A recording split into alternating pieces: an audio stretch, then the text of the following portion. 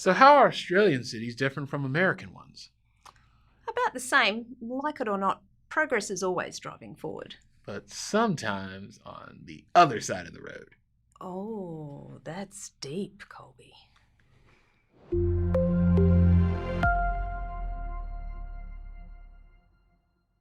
Hi, I'm Kim Lochner, and along with Colby Burnett, we're introducing Era 3. In Era 2, our ancestors expanded from their homeland to cover much of the world. By about 6000 BCE, a small group of people dotted the planet. Some farmed or herded animals, others foraged for food. Many did all three to sustain themselves and their families. Although humans lived in most of the places where we live today, the world of 6000 BCE differed a lot. There were no cities, there were no states, and there was no long-distance trade. Most people were born, lived, and died within an area of 100 square miles. Not only that, most of their stuff came from within that same area. There was no world history. There were many individual disconnected histories of many different communities from around the world. Yet, by 700 CE, societies across much of the planet had changed radically. Cities, states, and long-distance trade networks were established in many parts of Africa, Eurasia, and the Americas. Humanity had developed new connections and types of communities and different ways to thrive around the world. So, how did these new, complex political and economic systems develop? How did their rise affect the relationships among people within the systems and between systems? We began in the Amazon rainforest in South America. This seemingly unspoiled and untouched wilderness spot highlights the story of the emergence of cities, states, and long-distance trade. You might be wondering how the Amazon could possibly be related to city life. And you're not alone in that skepticism. For a very long time, historians, archaeologists, and other scholars told a story that describes the Amazon rainforest as a pristine jungle. In that narrative, this place has always been inhabited by foragers, similar to the ancient Paleolithic people that we studied in the last era. And it makes sense. The rainforest is difficult to farm. Its nutrients are not found in the soil. They're stored in the trees and the vines of the jungle. There's even evidence supporting that story, because the remaining rainforest in the Amazon today is mostly populated by foraging communities who do not farm. But some startling evidence and theories raise doubts about that seemingly logical idea. A new generation of Brazilian and American archaeologists in the 1990s found mounds of very dark earth in the rainforest. These mounds held ceramics, some dated as far back as 6000 BCE. That is 8,000 years ago, and some of the earliest pottery in the Americas. Using new tools and logical calculations, the archaeologists came to the conclusion that big, long-lasting cities covered large portions of the Amazon. One city, Tapajos, may have had as many as 400,000 people by the 15th century, larger than Paris or London at that same time. Some scholars argue that these population claims are wildly overestimated, but most agree. The inhabitants of the Amazon rainforest did participate in the great transformation of human society in this era.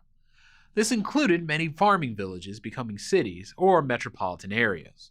So, why did the number of cities and the number of people living in cities increase between 6000 BCE and 700 CE?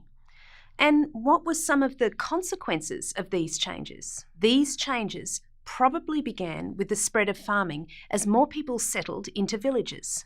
Eventually, some villages became more densely populated, covered a larger area, and became more urbanised. That is, they became cities. Scientists and historians who study urbanisation don't all agree on how big a community must be to be recognised as a city, or how many cities existed in the past, but they have collected data that gives us a picture of the rise of cities over this era. These researchers looked at all of the archaeological findings and written records that provide any sense of the number of cities in the world at different times. For example, Here's a map of all the cities they could locate between 3700 BCE to 0 CE. You may notice that almost all of them sit along a narrow belt stretching from Europe across Asia near the equator. There are a few cities in Mesoamerica, but there's only one in South America, and the only cities in Africa are in Egypt. Now look at this map from 1 CE to 1000 CE. There are now more cities in the world, including at least one in what will become the United States, and more in Africa. But remember, this does not give us the whole picture. For one thing, the scholars may not have known about the cities in the Amazon during this time. Our understanding of the urban past is changing all the time. So, what was it like to live in a city during this era? What changes did cities bring? Cities were more than just communities that had more people. Growing populations meant that new forms of leadership were needed to make decisions. Specialists like soldiers and scribes or historians to remember laws assisted the leaders in keeping peace and order among so many people. Many, if not most, of these specialists did not produce food. They depended on a system of tax or tribute to sustain them, so they could do their jobs. Some historians describe these changes in governing as the rise of the state, or the organised way a territory is ruled. States can be of many different forms and different sizes, but they typically have ways to make and enforce laws, levy taxes, and manage a military or police force. Living in cities also transformed the production and distribution of goods. Some farmers stopped farming and became specialists, producing goods like iron tools, leather, or parchment for growing markets. As cities grew, so did networks of trade.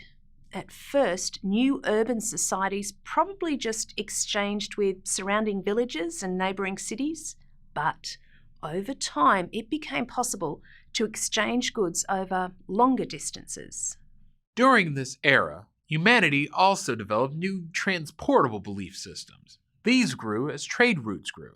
Beliefs and gods were, for the first time, portable. People could take their beliefs with them when they traded or migrated. Some of these new faiths, Buddhism, Judaism, Christianity, and Islam, spread vast distances. Life in cities represented progress.